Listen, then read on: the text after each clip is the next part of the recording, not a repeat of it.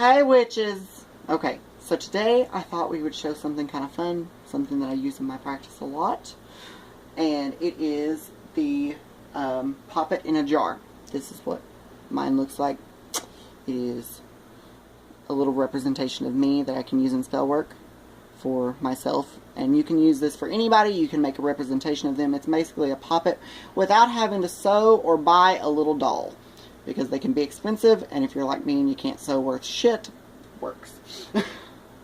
So, the things that you're going to need is you need a small jar, or a big one if you want to make a huge, like mason jar. I use the little Gerber baby food jars.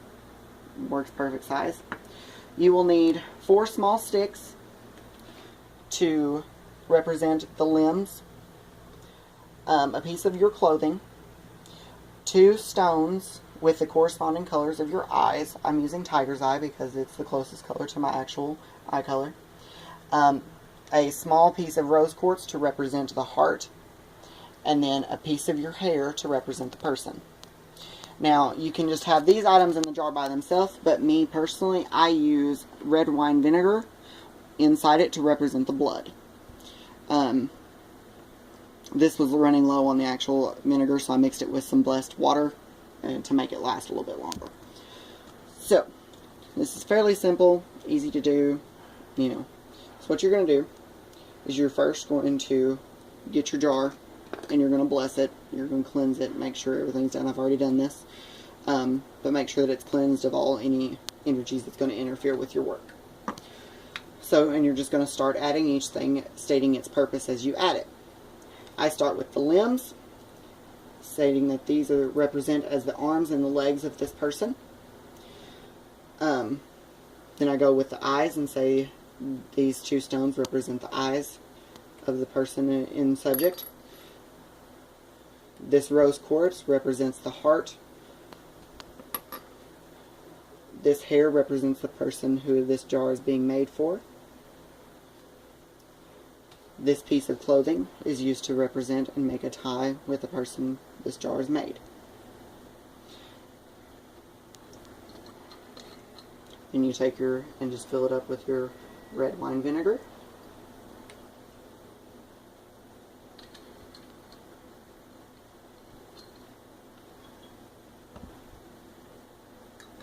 And then seal up your jar.